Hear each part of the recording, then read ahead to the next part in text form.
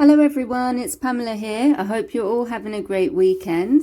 Welcome to my channel. I've got another art journal spread to share with you today. It's the art journal that I normally do up to represent each month, and this one was inspired by March. So I could have went for the ordinary St. Patrick's Day theme or the beginning of spring, but I really like these rice papers and I've been wanting to use this fish design since I got them. So to me it was perfect to use them for March, as it is when Pisces, the star sign, falls through February through to March, and I just wanted a good excuse to use these. They're so bright and vibrant and I couldn't wait to see how they came out. So being that my art journal is so large, it's the A4 size that I'm using and it's from Arteza, but because of the size of it, I didn't want to just use these 3 fish and kind of have them floating around in a sea of nothing. So I've also chosen to incorporate these steampunk clocks, and I mean, I don't know how they'll look until I finish them, but at the beginning I'm thinking they'll go nicely together and kind of create a theme. You'll see from the sentiment that I add to the page at the end, I think I've how can I say it? I think I've married them together quite nicely. I guess it's pretty obvious that I don't use any kind of script. I just make my projects, film them, and then add my voiceover in the editing. I'm kind of always chasing my own tail to get everything put up in time for Saturday, so I've got a consistent upload so you guys know when my videos will be up or know when to expect them.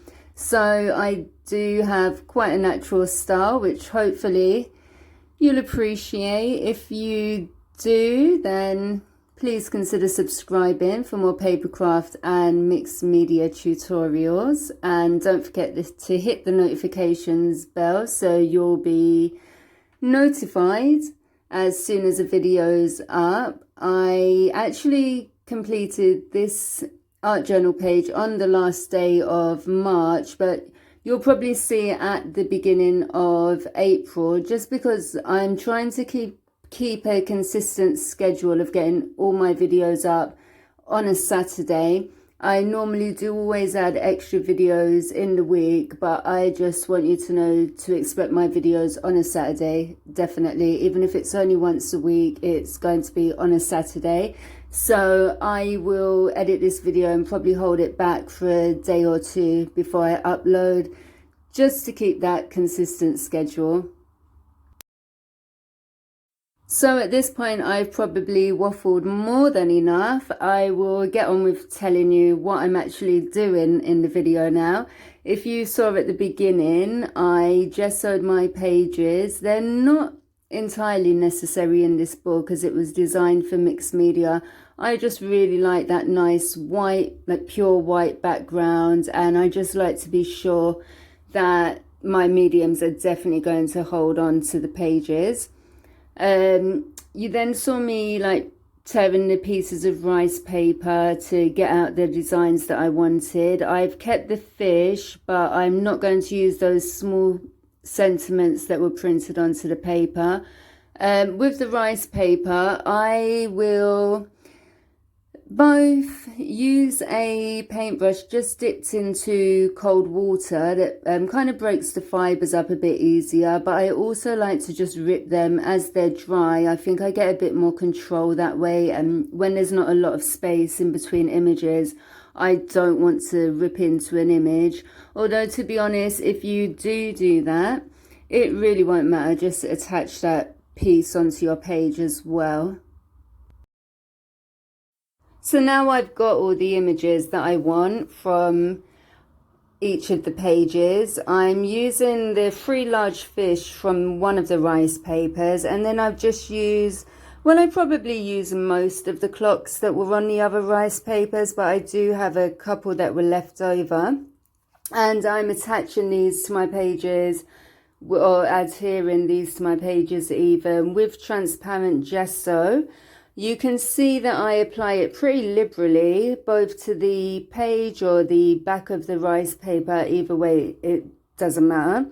And then once I've laid my rice paper down, I will then go over it again with a pretty liberal layer of the transparent gesso. So I'm going to play some music now whilst I continue doing that, and I will be back when I move on to the other steps.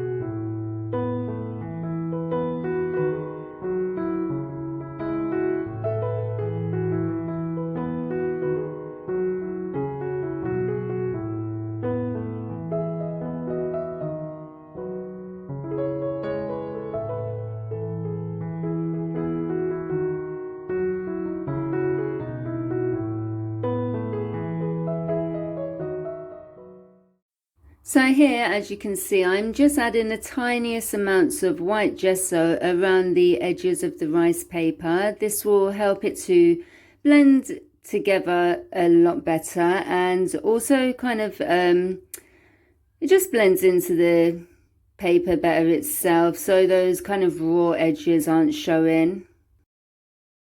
I also like the way that if you bring a tiny bit over your image as well, like what I'm doing to the clock here, you can use it to mute the actual colours of the rice paper as well. So it all depends on you on how much or how little you want to add, but I definitely, if you're going to use rice paper, I would definitely suggest using it just to blend those edges in.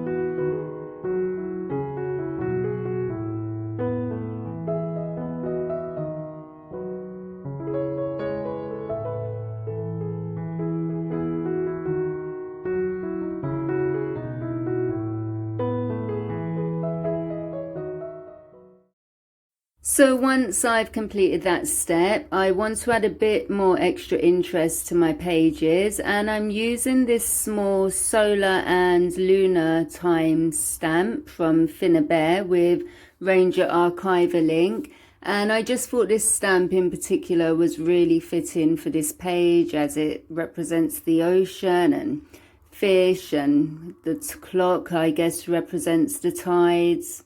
I'm probably making this up now, but trust me, it does all go together. So if you're new to stamping, it's definitely so important to use a archival ink for your mixed media pages, as it's going to be waterproof. So once that's dry, you can continue adding more color on top, more mediums, and you won't affect the stamping at all. So there's really no rhyme or reason to where I'm adding those stamped images, just I'm placing it randomly here and there, and I'm not always re-inking the stamp straight away. Just some of the images I want to look more faded than the other, like I don't really want that uniform look. But once I'm happy with how they look, I just let that dry for a moment, and then I want to come in and add some more texture with modeling paste. I'm using that through this gorgeous stencil that I got from the Dusty Attic, and it is a wave design, so it's made up of like varying sizes bubbles all set out in a wave, and I think that's actually the name of the stencil itself, is Waves. And as I said, that's by the Dusty Attic. I'm wanting to really, I place that all over, apart from I try to not place it so much on the fish, like I kind of want them to look like it's in front of the waves, but some does get onto the rice papers, and that's perfectly fine. I think it all adds to it and looks quite organic. So yeah, I just put it really everywhere, and I'm really happy with how it looks. I think at the beginning of creating one of my art journal pages, I'll have a rough idea of how it's going to look at the end, just from where I'm going to place my rice paper images. But you never truly know how it's going to look once you've got your colours on and where the stenciling's going to be. So you just really have to go with it and maybe try to trust your instincts a bit. Some things you'll kind of think at the end, like maybe I shouldn't have done that, maybe this should be somewhere else, I maybe added a bit too much of one product or even not enough of another. But it's all a learning curve, I guess, and being creative, and it's just, yeah, part of the fun. So don't be scared to experiment. If you are going to recreate one of my spreads, don't be scared to add bits and pieces of your own personality. Just go with your own creativity, see what you come up with. And I know a few people say they really want to start, but they're scared to just kind of break that page, as they say. But what's the worst that's going to happen? I mean, if you do your page, and I'm sure you'll have learnt something, but even if you don't like it at the end, you know, turn it over, start another page, gesso over it, buy the same products again and try and recreate in the same, like, well, in a different way. But yeah, just don't be scared to get started is my advice. I think a lot of it for me is kind of learning how the different products work. So before you use them the first time, they can be a bit daunting, and you know, you use them the second, third time, you get more used to them. By the fourth time, it's kind of second nature. So yeah, you've got to practice if you want to know what those products do and what you can do with them. So yeah, that's the only way you're going to get started, is just by getting started. And I think we often buy products and then just let them sit in the drawer and maybe are scared to use them. But yeah, just get them out, try them, get your money's worth out of them. And if you don't like it, well, I don't know, gift them to somebody else. But chances are you will. So yeah, that is my advice, and I think that's enough for one video from me. I am going to play some more music at this point.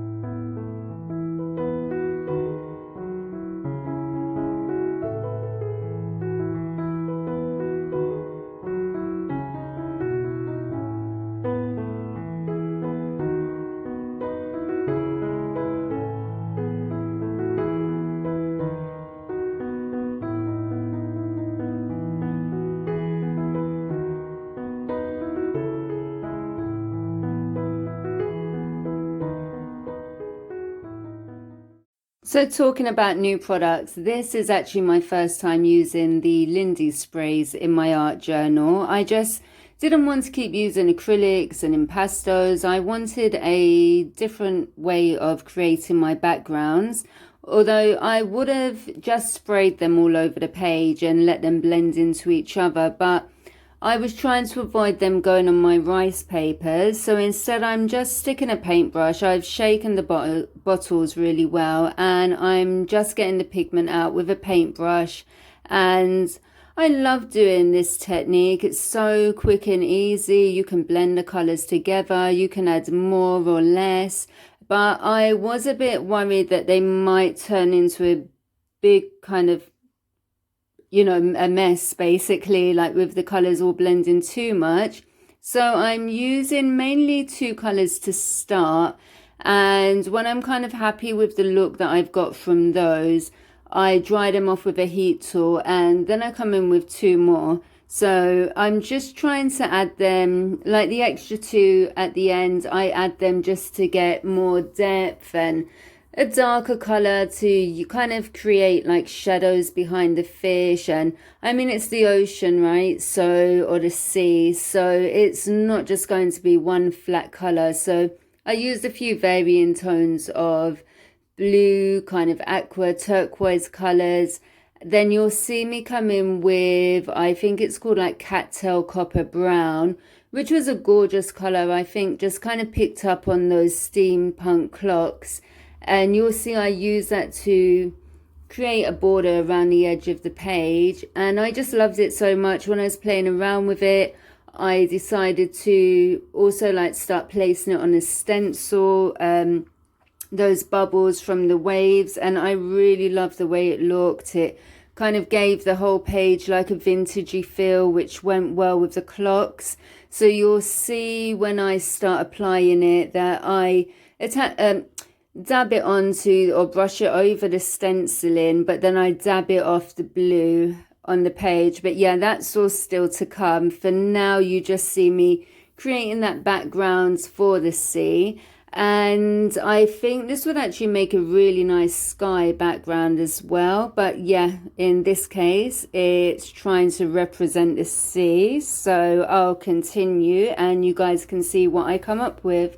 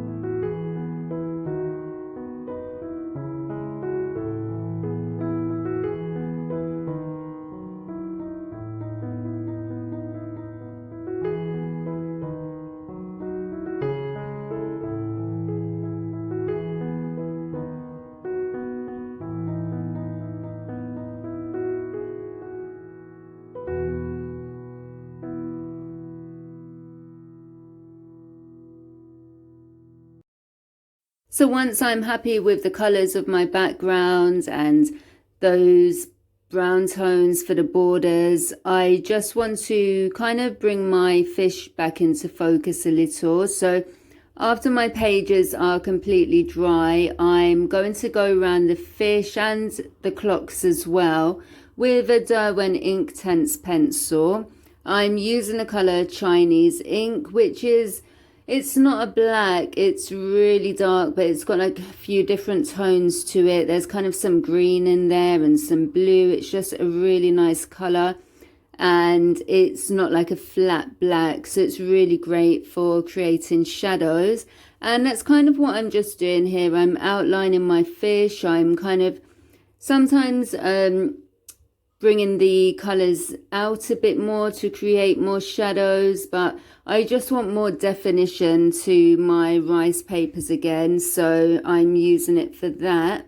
Once I've done all of those areas, I'm then going to highlight bits and pieces with a white gel pen, although because I've got so much texture, I didn't find that easy to use, but I got it to work in bits and pieces. So yeah, I did get a few highlights from it, but yeah, I think that's helped bring all my rice papers back into focus again.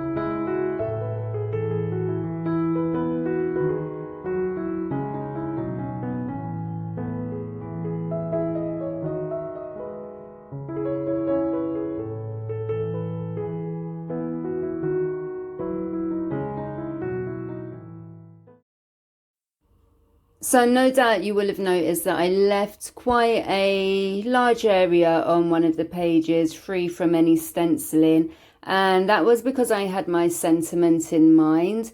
I'm using Tim Holtz rubber stamps, like alphabet rubber stamps here, and again with the Ranger ink I'm just going to stamp out my sentiment, and I chose Seize the Day, which I think ties everything in together nicely with the clocks, and obviously it's a sea theme with the fish.